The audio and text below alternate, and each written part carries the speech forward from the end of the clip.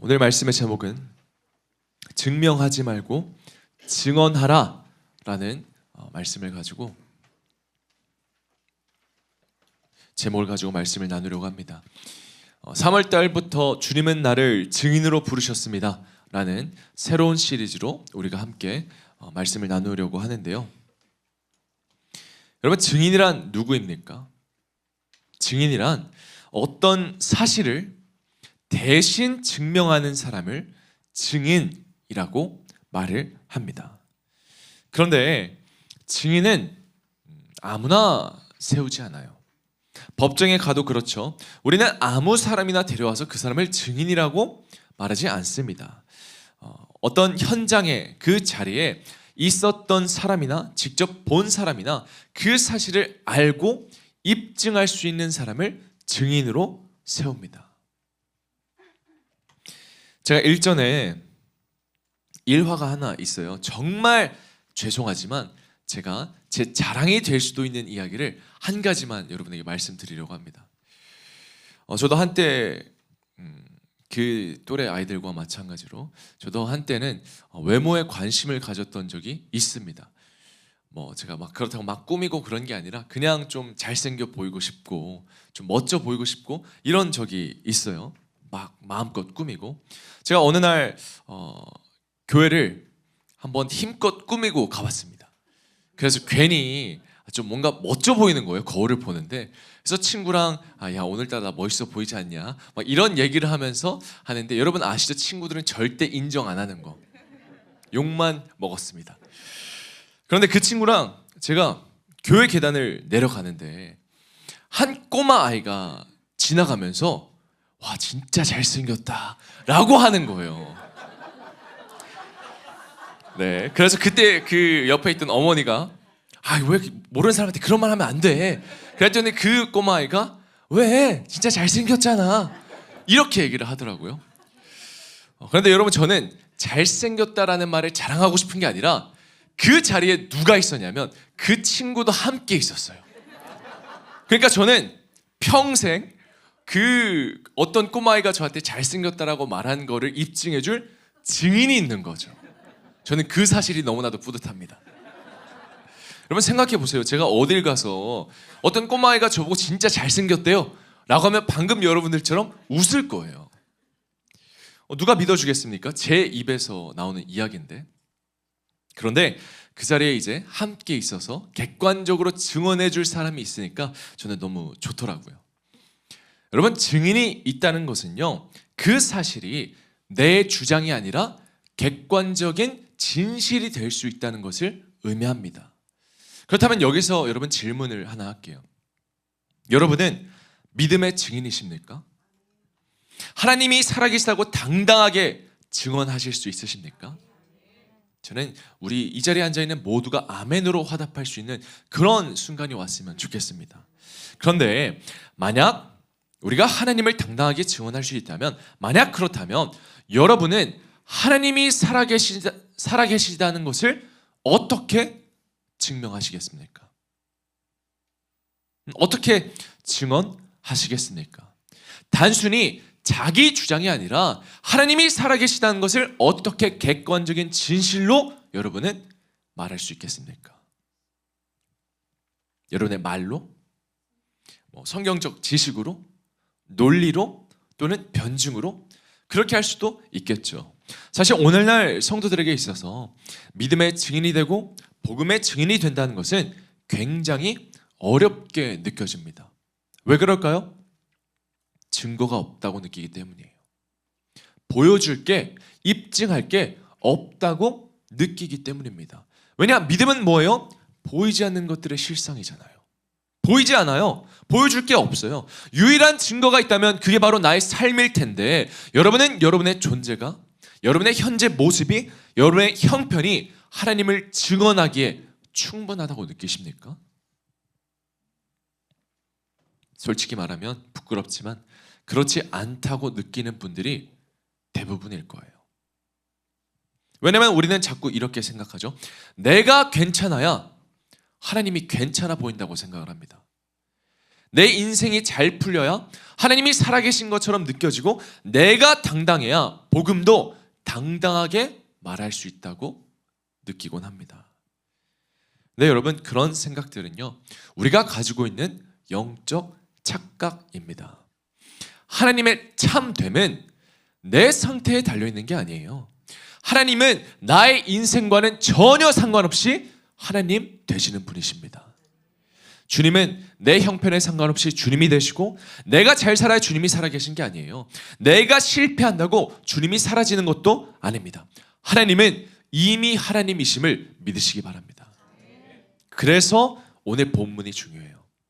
오늘 우리가 읽었던 이사야 43장의 배경은요, 이스라엘이 바벨론에 의해서 나라가 망하고 포로로 잡혀간 상황입니다. 그런데 그들의 상황은요, 단순히 나라가 망한 것도 이미 심각합니다. 그런데 그걸 뛰어넘어서 그들의 삶이 무너진 거고 그들의 영적 정체성이 무너졌던 것을 의미합니다. 이제 그들에게 남은 건 어떤 소망도 희망도 아니라 무너진 현실밖에 남아있지 않았죠. 지금 이 이스라엘 백성들, 우리가 흔히 말하잖아요. 그들은 하나님의 선택받은 백성들이다. 그러나 지금 그들의 삶을 보면 결코 하나님의 살아계심을 증명할 수가 없었습니다. 그런데 바로 그때 그 절망 한가운데서 하나님의 말씀이 들려옵니다. 그게 바로 오늘 10절입니다. 우리 큰 목소리로 같이 읽어볼게요. 시작. 나 여호와가 말하노라. 너희는 나의 증인, 나의 종으로 택함을 입었나니 이는 너희가 나를 알고 믿으며 내가 그인 줄 깨닫게 하려 함이라. 나의 전에 지음을 받은 신이 없었느니라. 나의 후에도 없으리라. 아멘. 여러분, 놀랍지 않으세요? 하나님은 회복된 이스라엘을 향해 말씀하고 계신 게 아니에요. 성공한 이스라엘을 향해 말씀하고 계신 게 아닙니다. 하나님은 지금 처절하게 망해버리고 무너지고 절망적인 이스라엘 백성들을 향해 뭐라고 말씀하시죠? 너희는 나의 증인이다 라고 말씀하시는 거예요. 이게 무엇을 의미하는가? 증인이라는 것은요, 내가 무언가를 해서 되는 게 아니라는 거예요. 증인은 내가 잘해서 얻는 자리가 아니라는 거예요. 증인이란 하나님이 선언하신 나의 영적 정체성입니다. 그래서 주님이 말하잖아요. 우리는 증인으로 택함을 입었나니. 내가 하는 게 아닙니다. 내가 되는 게 아니라 주님이 나를 택하시고 부르시는 거예요. 이스라엘 백성들은 우상을 섬겼습니다. 주님께 불순종하며 반복해서 죄를 지었습니다. 그러나 그 어떤 것도 하나님의 택함을 막을 수는 없었습니다. 여러분, 이게 바로 은혜입니다. 사랑하는 성도 여러분, 하나님의 선택은 우리의 상황에 의해서 취소되지 않습니다. 하나님의 부르심은 우리의 형편 때문에 철회되지 않습니다. 그래서 우리가 증인이 된다는 것은 하나님을 증명하려고 애쓰는 사람들이 된다는 것을 의미하지 않아요. 우리가 증인이 된다는 것은 우리 인생 가운데 이미 선포되어진 하나님의 말씀으로 살아간다는 것을 의미합니다. 하나님이 주신 말씀대로 살아가는 것, 하나님이 선포하신 말씀대로 그 말씀을 믿음으로 우리가 살아가는 것이 우리가 증인으로 살아간다는 것을 의미합니다. 여러분, 신앙생활을 하며 여러분의 믿음이 흔들릴 때 꼭 기억하세요. 여러분을 향한 하나님의 사랑은 변함이 없습니다. 여러분을 향한 하나님의 꿈과 비전은 결코 변하지 않습니다. 하나님은 여러분을 반드시 쓰시겠다고 말씀하십니다. 그러고자 부르셨어요. 그래서 우리는 나이와 성별과 출신과 소유와 상관없이 우리 모두가 하나님의 살아계심을 증언하는 증인으로 살아야 합니다. 저는 오늘 우리가 증인으로 부름받은 자, 그렇게 살아가는 믿음의 자녀가 되기를 예수 그리스도 이름으로 축원합니다. 그렇다면 증인으로 산다는 것은 무엇인가? 오늘 두 가지를 알려드릴게요. 증인으로 산다는 것은 우리가 인생의 주어를 바꾸는 자가 된다는 것입니다. 주님은 왜 우리를 증인으로 살기를 원하셨을까요? 그 이유가 있어요. 10절에 나옵니다. 10절 후반절을 보니까 여호와가 말하노라. 너희는 나의 증인으로 택함을 입었나니 왜? 이는 너희가 나를 알고 믿으며 내가 그인 줄 깨닫게 하려 함이라. 하나님이 우리를 증인으로 부르신 목적은요, 여러분, 세상을 설득하기 위함이 아니에요. 다른 사람들에게 하나님의 존재를 증명하기 위해서도 아닙니다. 하나님은 다른 사람이 아니라 내가 하나님이 누구인지를 깨닫기를 원하셨기 때문입니다. 왜냐하면 우리는 자꾸 하나님을 오해할 때가 많잖아요. 이스라엘 백성들도 마찬가지였어요. 당시 바벨론에는 신들이 많았어요. 그런데 그때 사회에서 신들이란, 그들에게 있어서 신이란 필요할 때만 쓰는 존재였습니다. 전쟁이 필요하면 전쟁의 신. 그래서 전쟁에 나가기 전에 어떤 신에게 제사를 드리죠? 전쟁의 신에게 제사를 드리는 거예요. 비가 안 와, 가뭄이 와, 그럼 또 어떤 신을 찾아요? 풍요의 신, 비의 신. 그들에게 있어서 신은 목적을 위한 수단이었던 거죠. 그래서 그 목적을 이루기 위해서 사람들이 신을 섬겨요. 제물을 바쳐요. 잡다한 수식어를 붙이면서 그들을 찬양해요. 왜? 그 신이 나를 위해 움직이게 하려고. 그리고 그때 당시 신의 존재란 성과에 의해 증명이 되었습니다. 전쟁에서 이기면 그 신이 강한 것이고, 나라가 번영해야 그 신이 능력이 있던 거였어요. 그러니까 신의 실존은 백성들의 결과로 증명이 되었던 거죠. 그런데 하나님은 다르다는 거예요. 10절 다시 한번 보면 아까 읽었던 바로 맨 마지막에 뭐라고 지어있냐면, 나의 전에 지음을 받은 신이 없었느니라, 나의 후에도 없느니라. 이건 하나님께서 단순히 나만 참신이다 라고 선언하는 게 아니라, 이 말씀이 어디와 연결이 되냐면 출애굽기 3장과 연결이 됩니다. 출애굽기 3장. 하나님께서 모세를 쓰시고자 찾아가서 모세를 부릅니다. 그런데 그때 모세가 하나님에게 당신은 도대체 누구이기에? 라는 질문을 하죠. 그때 하나님께서 뭐라고 대답하시냐? 출애굽기 3장 14절에 하나님이 모세에게 이르시되 나는 스스로 있는 자니라. 영어로는 I am who I am. 여러분, 이 말의 무게를 한번 생각해 보세요. 하나님은 누군가의 필요에 의해 존재하는 게 아니라는 거예요. 누군가의 목적을 위해 존재하시지 않습니다. 누군가의 성공을 위해 존재하시는 게 아니라 하나님은 처음부터 끝까지 스스로 계신다는 거예요. 영원히 동일하시고 변하지 않는 신실하신 분이라는 것입니다. 이 말이 왜 중요한가? 오늘 본문의 이스라엘 백성들의 삶은요, 비참했어요. 하나님의 선택받은 백성이지만 나라가 멸망하고 포로로 사로잡혀가고, 그런 열등감과 좌절감에 사로잡혀 있었습니다. 세상은 조롱했죠. 너희는 하나님의 선택받은 백성이라면서 지금 너희들의 꼴을 봐라. 너희들의 나라조차도 지켜주지 못하는데 어떻게 하나님의 능력이 하나님이냐? 어떻게 하나님이 승리 하나님이야? 너희들의 신은 무능하고 무능력하다. 그런데 여러분, 여기서 그걸 알아야 돼요. 아까도 말씀드렸듯이 하나님은 그런 상황에서 이런 이스라엘 백성들을 선택한 거예요. 왜냐? 이스라엘의 무능력이 하나님의 무능력은 아니었기 때문입니다. 이스라엘의 실패가 하나님의 실패는 아니었습니다. 그들의 무너진 현실이 하나님의 존재를 바꿀 수는 없었던 것이죠. 오늘날 많은 성도들이 생각보다 바벨론적 신앙을 하곤 합니다. 하나님의 존재 유무를 자꾸만 나의 삶과 연관을 시켜요. 내가 잘 되면 하나님이 살아계시고, 내가 성공하면 하나님이 여기까지 인도하시고, 내가 여유가 생겨야만 하나님이 복을 주셨다고 말을 합니다. 그런데 그 정반대의 상황에서는 어떻죠? 그런 고백 하지 않아요. 그렇게 생각하지 않습니다. 그때 우리가 뭘 하고 있는 거냐면 하나님의 존재를 내 형편의 크기로 재고 있는 거예요.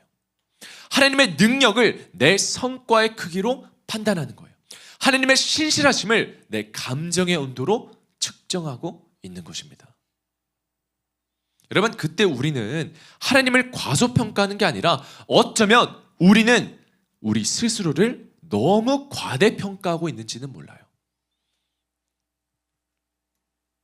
내 삶이 그렇게나 유의미해서 하나님의 존재 유무에 영향력을 끼칠 수 있는 존재라고 과대평가하는 것일지도 모릅니다.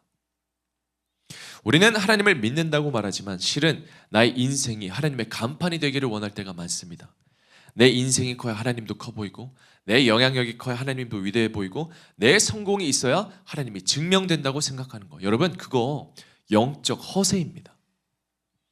하나님이 커야 하는데 자꾸 내가 중심이 되고, 하나님이 하나님이셔야 되는데 자꾸 내가 기준이 되는 거죠. 여러분, 하나님은 내가 빛날 때만 빛나는 분도 아니고 내가 성공할 때만 역사하는 분도 아닙니다. 그분은 내가 작아져도 하나님이시고, 내가 실패해도 하나님이시고, 내가 아무것도 아닌 것 같아도 하나님은 여전히 하나님 되십니다. 그래서 하나님은 오늘 이스라엘의 백성들의 망해버린 그 자리에서, 그들이 패배한 바로 그 자리에서, 그들이 무너진 바로 그 자리에서 말씀하시는 거예요. 너희는 깨달아야 한다. 내가 바로 하나님이다. 그래서 이것이야말로 우리에게 주어진 은혜입니다. 하나님이 말씀하시는 거예요. 내가 흔들려도 하나님은 흔들리지 않는다. 내가 넘어져도 하나님은 넘어지지 않는다. 내가 실패해도 나를 향한 하나님의 계획은 멈추지 않는다. 사랑하는 성도 여러분, 우리가 신앙생활하면서 정말 내려놓아야 할 것은 실패에 대한 두려움이 아니라 내가 잘 되어야만 하나님이 증명되고 살아계시다는 영적 허세입니다. 여러분의 인생을 너무 과대평가하지 마십시오. 그 생각을 버리지 않으면 우리는 계속해서 바벨론식 신앙생활을 할지도 모릅니다. 증인은 성과로 하나님을 증명하는 사람이 아닙니다. 증인은 내 삶이 어떻든 하나님은 하나님이심을 인정하는 사람입니다. 다시 한번 말씀드릴게요. 증인은 하나님을 크게 만드는 사람이 아니에요. 증인은 하나님이 이미 크신 분이라는 것을 인정하는 사람입니다. 그런데 여러분, 하나님은 단순히 크신 분이 아니에요. 단순히 스스로 존재하고 계시지만은 않습니다. 11절을 볼게요. 11절에 이렇게 기록되어 있어요. 나 곧 나는 여호와라. 나 외에는 구원자가 없느니라. 그렇습니다. 여러분, 하나님 한 분만이 우리 인생을 구원하실 수 있습니다. 그리고 계속해서 12절을 보면 이렇게 기록되어 있어요. 내가 알려주었으며 구원하였으며 보였고.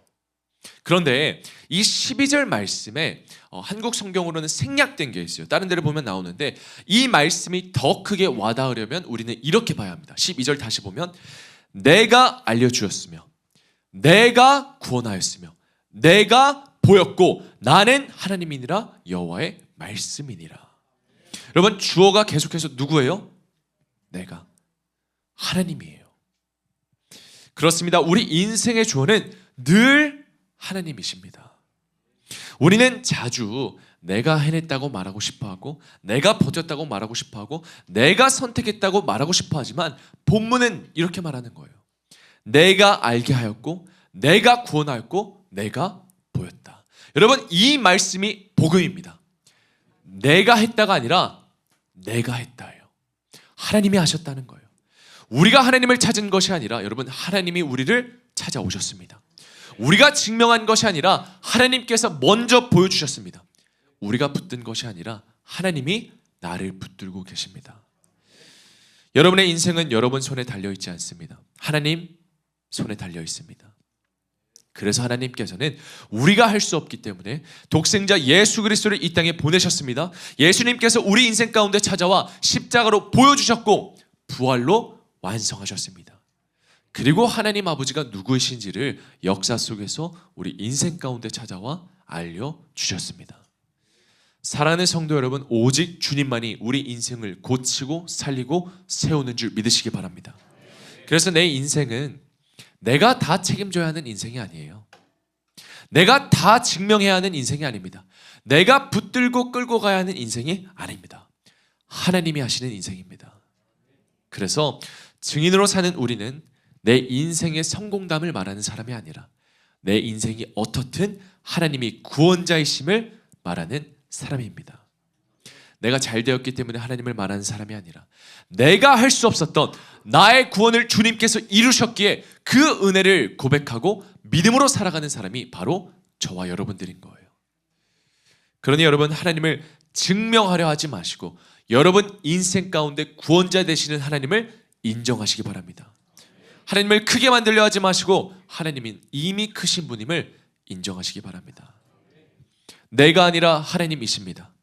내 능력이 아니라 은혜입니다. 내 증명이 아니라 하나님의 하나님 되심입니다. 저는 여러분이 인생의 주어를 바꾸며 증인으로 살아가는 믿음의 자녀가 되기를 예수 그리스도의 이름으로 축원합니다. 우리가 한 걸음 더 나아가서 증인으로 산다는 것이 무엇인가? 바로 증인은 인생의 결말을 맡기는 자예요. 인생의 결말을 맡기는 자. 증인은 인생의 결말에 연연하지 않아요. 왜냐하면 그 결말도 하나님의 주권 아래에 있음을 인정하기 때문입니다. 오늘 본문 마지막 절인 이 13절 말씀을 보면 총 3문장으로 구성이 되어 있거든요. 그런데 이 3문장 안에 하나님의 주권이 모두 담겨 있습니다. 3단계로 선포가 되는데, 첫째, 하나님의 이런 주권을 선포합니다. 시간 위에 계신 하나님을 선포합니다. 13절 처음을 볼게요. 이렇게 기록되어 있어요. 과연 태초로부터 나는 그이니. 무슨 말이냐? 하나님은 시간 안에 계신 분이 아니라 시간 위에 계신 분이라는 거예요. 사람은 누구나 시간에 종속된 존재입니다. 시간 속에 살고 시간이 흘러가는 대로 살아갈 수밖에 없어요. 어제의 선택이 오늘을 만들고 오늘의 선택이 내일을 만든다고 믿습니다. 맞는 말이죠. 그래서 우리는 늘 지금이라는 순간에 예민해요. 지금의 조급함 속에 살아갑니다. 여러분, 제가 최근 제 아이를 보면서 그런 조급함을 느꼈거든요. 저는 사실 자녀들을 양육하면서 다른 거를 바라는 게 아무것도 없어요. 그냥 잘 먹고 잘 살았으면 좋겠어요. 그런데 딱 한 가지 욕심이 있었어요. 아이를 향한. 그게 뭐냐면 축구를 좀 잘했으면 하겠다는 바람이 있었습니다. 제가 축구를 좋아하다 보니까 늘 이런 생각을 했어요. 제가 언제 한번 말씀드렸죠. 내가 4살 때부터 축구를 시작했다면 지금은 뭔가 좀 길이 달라졌을지도 모르는데 하는 이런 헛된 생각을 하곤 했습니다. 그런데 지금 제 아이가 딱 4살이거든요.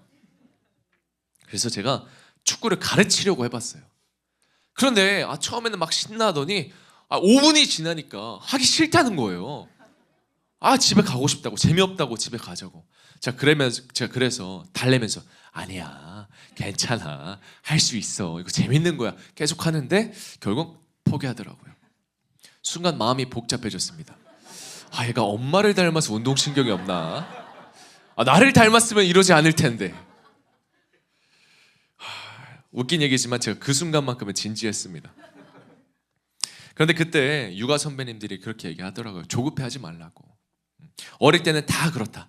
나중에는 또 어떻게 될지 모른다고 얘기를 해주더라고요.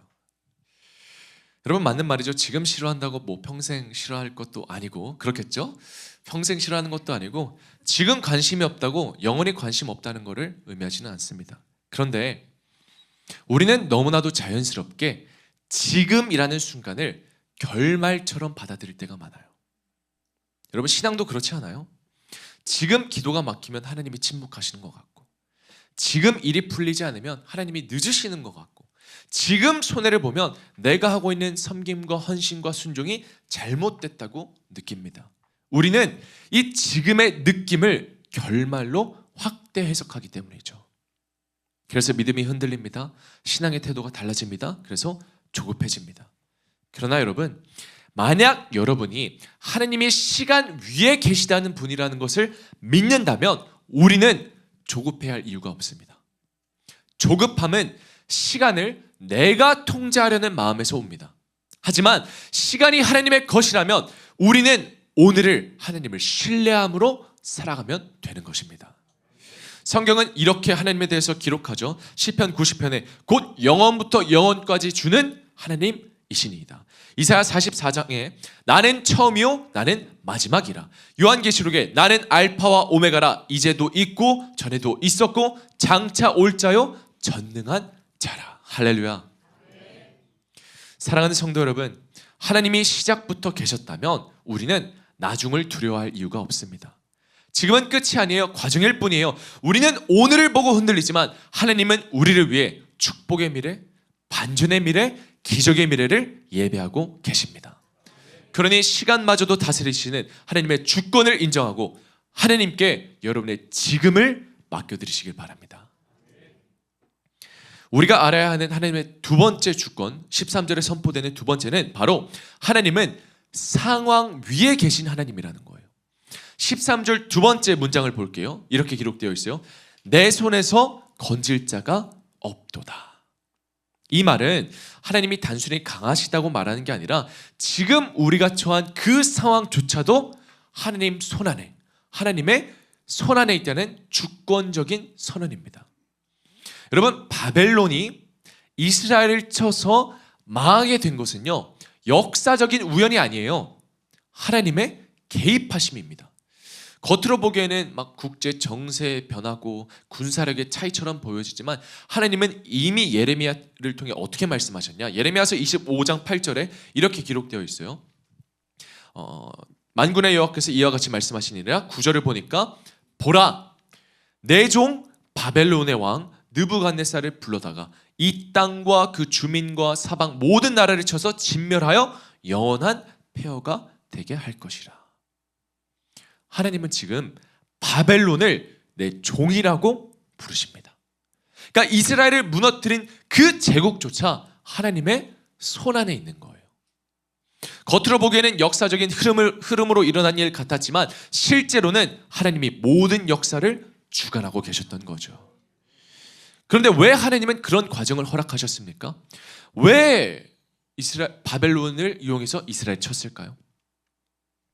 그 이유는 이스라엘 백성들이 깨달아야 했기 때문입니다. 그들은 나라가 무너지고 포로로 잡혀가며 그 속에서 한 가지를 깨닫습니다. 하나님 외에는 다른 신은 없다. 그래서 하나님은 그들을 증인이라 부르세요. 은혜를 경험한 자만이 은혜를 말할 수 있기 때문입니다. 여러분, 우리는 상황을 통제하지 못합니다. 그래서 불안합니다. 흔들립니다. 그러나 우리가 통제하지 못한다고 해서 하나님도 통제하지 못하는 건 아니에요. 우리는 유한하지만 하나님은 무한하십니다. 하나님은 우리의 모든 순간에 개입하시고 간섭하실 수 있는 분이세요. 그러나 하나님은 우리를 인형처럼 조정하지는 않습니다. 우리 인생을 강제로 움직이시지는 않아요. 그래서 뭐가 중요하냐? 나의 믿음이 중요한 거예요. 우리가 믿음으로 맡겨야 하나님이 개입하십니다. 우리가 믿음으로 내려놓아야 하나님이 간섭하시고 하나님이 일하십니다. 사랑하는 성도 여러분, 우리가 통제하지 못하는 환경, 우리가 두려워하는 변수, 우리가 예상하지 못하는 사건들조차 하나님의 손을 벗어나지 않습니다. 여러분의 지금의 위기요? 여러분, 나를 당황하게 할 수는 있어요. 그러나 하나님을 당황하게 하지는 않습니다. 여러분의 지금의 실패요? 여러분을 향한 하나님의 계획을 수정하게 하지 않습니다. 우리는 실패하면 계획을 바꿔야 돼요. 우리의 플랜을 바꿔야 돼요. B부터 C까지 실패하면 다른 걸 찾아야 돼요. 그러나 우리를 살리고자 하는 하나님의 뜻은 결코 변하지 않습니다. 그러니 꼭 기억하십시오. 여러분이 하나님을 놓친 것 같아도 하나님은 여러분을 절대 놓지 않습니다. 그래서 세 번째 하나님의 주권이 중요합니다. 뭐냐? 바로 결말 위에 계신 하나님의 주권이에요. 13절 마지막에 이렇게 말합니다. 내가 행하리니 누가 막으리요. 아멘. 그 무엇도 하나님을 막을 수 없습니다. 하나님이 시작하셨다면 하나님이 이루시겠다는 거예요. 하나님이 여러분을 부르셨다면 하나님이 책임지십니다. 하나님이 여러분의 인생을 붙드셨다면 여러분의 결말도 하나님의 손 안에 있는 거예요. 여러분, 시간 위에 계신 하나님, 상황 위에 계신 하나님, 결말 위에 계신 하나님, 이 세 가지가 연결되면 우리가 살아가는 태도는요 바뀔 수밖에 없어요. 우리의 삶은요 바뀔 수밖에 없어요. 시간이 하나님의 것이라면 우리는 조급해하지 않습니다. 상황이 하나님의 손 안에 있다면 나는 흔들리지 않습니다. 결말이 하나님의 몫이라면 우리는 주저하지 않습니다. 내 인생이 내 능력의 영역이 아니라 하나님의 주권 안에 있다는 것을 확신하고 신뢰하기 때문입니다. 다니엘서를 보면 이렇게 기록이 되어 있어요. 11장 32절에 보니까 오직 자기의 하나님을 아는 백성은 강하고 용맹을 떨치리라. 다니엘 시대는 가장 혼란한 시대였습니다. 정권이 바뀌고 제국이 바뀌고 신앙을 지키는 것이 지금과는 다르게 목숨을 거는 일이었어요. 즉 그들이 강하고 용맹을 떨친다는 것은 문제가 사라지고 상황이 쉬워진다는 것을 의미하지 않습니다. 여전히 힘들고 여전히 불확실하고 여전히 목숨을 걸어야 합니다. 그러나 그럼에도 하나님이 어떤 분이신지, 하나님이 어떻게 일하시는지, 하나님이 끝까지 책임지신다는 것을 알기에 비록 흔들리는 현실 속에 있어도 무너지지 않게 된다는 것을 의미하는 거죠. 여러분, 하나님은 우리를 강하게 하십니다. 그러나 강함은 문제 부재가 아니라 하나님에 대한 확신으로부터 옵니다. 하나님은 우리를 용맹케 하십니다. 그러나 용맹은 상황이 안정된다는 것을 의미하는 게 아니라 하나님의 주권을 신뢰한다는 것을 의미합니다. 그래서 하나님을 아는 사람은요, 불평으로 세상을 설명하라고 애쓰지 않아요. 두려움으로 인생을 살지 않습니다. 증명하려 애쓰지 않습니다. 하나님이 누구신지 알기에 믿고 담대하게 살아갈 뿐입니다. 사랑하는 우리 덕금 가족 여러분, 하나님께서 우리를 위해 준비하신 결말이 있습니다. 그것은 바로 영생입니다. 그리고 하나님은 그 결말을 이루기까지 결코 멈추지 않으십니다. 그렇다면 하나님이 멈추지 않으신다면 여러분, 내가 멈출 이유도 없는 거예요. 하나님이 포기하지 않으신다면 나도 포기할 이유가 없습니다. 하나님이 이루어 가신데 여러분, 왜 내가 움츠러듭니까? 하나님이 하시는데 왜 두려워하세요? 왜 불안해하세요? 여러분, 결말은 하나님의 몫입니다. 그러니 그 주님을 믿고 믿음으로 순종하시기를 바랍니다. 우리가 살아가면서 우리의 삶이 불확실할 때 확실하신 하나님께서 우리의 근거가 되어주시고 우리의 모든 것이 되어주실 줄 믿습니다. 그러니 상황을 초월하여 스스로 존재하시는 하나님을 의지하고 여러분의 인생의 결말을 주님께 맡겨드리시기를 예수님의 이름으로 축원합니다. 말씀을 맺을게요. 여러분, 최근 주변 사람들에게 무엇을 말하고 다니십니까? 사람을 만나면 무슨 이야기를 가장 많이 하세요? 뭐 요새 집값이 다시 오른다는 이야기? 또 요새 또 난리 났잖아요. 주식, 특정 주식들 막 난리 났다, 막 20만 전자 가자, 막 이런 말들. 아니면 자녀들 이야기를 하시나요? 뭐 직장 이야기, 가정 이야기, 어떤 특정한 원수 같은 사람 때문에 괴로운 이야기를 하십니까? 물론 우리 삶에 그런 일들이 있습니다. 쉽지 않습니다. 돈 때문에 걱정하는 건 여러분 잘못된 거 아니에요. 우리의 현실이고요. 자녀들 이야기하는 거, 자녀들이 우리의 전부잖아요. 그런데 가만히 생각해 보세요. 여러분, 하나님에 대해서는 얼마나 말하고 계십니까? 여러분 대화의 빈도 중에 하나님은 얼마나 등장하십니까? 여러분의 가정에서, 직장에서, 심지어는 교회에서 하나님은 얼마나 등장하십니까? 여러분, 세상은 이미 충분히 불평을 말하고 있어요. 세상은 이미 충분히 두려움을 말하고 있고 이미 충분히 분노와 불안을 쏟아내고 있습니다. 그러나 하나님의 증인인 우리는 여러분 무엇을 말해야겠습니까? 이런 고백이 나와야죠. 그래도 하나님은 살아계시다.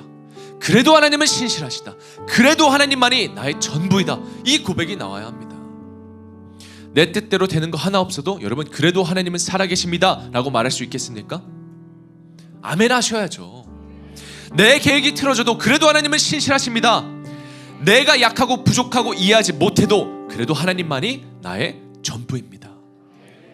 여러분 삶에서 다른 그 어떤 것을 증명하려고 살지 마십시오.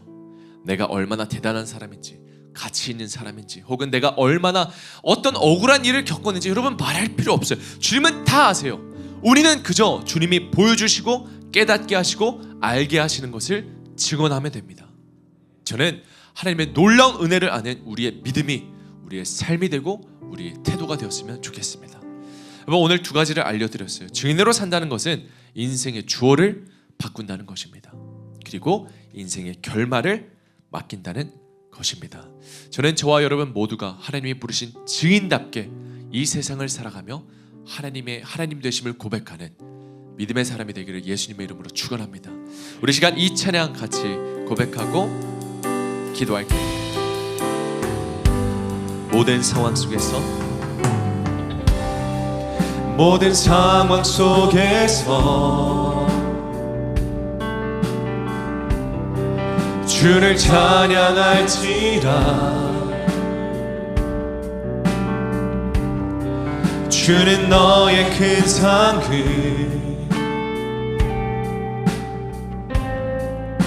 큰 도움이시라. 주의 얼굴 구할 때 주의 얼굴 구할 때 주의 영을 부으사 크신 사랑 안에서 주를 보게 하소서. 내 영혼이 확정되고 내 영혼이 확정되고 확정되어 싸우니 믿음의 눈 들어 주를 바라봅니다. 내 영혼이 확정되고 확정되어 싸우니 믿음의 눈 들어 주를 주를 찬양할 때 주를 찬양할 때 주의 나라 이미 임했네. 주의 영원한 나라 우리 한 번 더 주를 찬양할 때 주를 찬양할 때 주의 나라 이미 임했네. 주의 영원한 나라 주 보게 하소서. 내 영혼이 확정되고 내 영혼이 확정되고 확정되어 싸우니 믿음의 눈 들어 주를 바라봅니다. 내 영혼이 확정되고 확정되어 싸우니 우리 시간 다시 한번 믿음으로 고백합시다. 주님이 나를 부르셨습니다. 내 영혼이 확정되고 내 영혼이 확정되고 확정되어 싸우니 믿음의 눈 들어 주를 바라봅니다. 내 영혼이 확정되고 확정되어 싸우니 믿음의 눈 들어 주를 바라봅니다. 사랑이 많으신 아버지 하나님, 이 시간 우리가 겸허히 말씀 앞에 하나님의 크심을 인정하며 주님께 나아갑니다. 크신 하나님, 나를 구원하신 하나님, 영원하신 하나님, 상황과 결말마저도 주관하신 하나님, 이 시간 내 인생 가운데 찾아와 주셔서 나와 함께하여 주시옵소서. 이 시간 증인으로 나를 부르셨으니 주님, 이제는 내가 하나님의 신실하심을 고백하겠습니다. 이제는 하나님의 영원하심을 고백하겠습니다. 하나님의 일하심을 고백하며 우리가 세상으로 나아가고자 하니 증인으로 살아가는 우리들에게 주님 강하고 용맹할 수 있는 그런 믿음을 더하여 주시옵고, 우리가 그 믿음으로 살아갈 때 결국 주님께서 우리의 발걸음 한 걸음 한 걸음을 인도하시고 이끌어 주실 줄 믿습니다. 그러니 이 시간 증인으로 살아가며 나아가고자 하는 우리들에게 그 용기와 담대함과 굳건함을 허락하여 주셔서 오직 하나님만을 고백하는 믿음의 자녀로 살아가게 하여 주시옵소서. 감사드리며 이 모든 말씀 살아계신 예수 그리스도의 이름으로 기도합니다.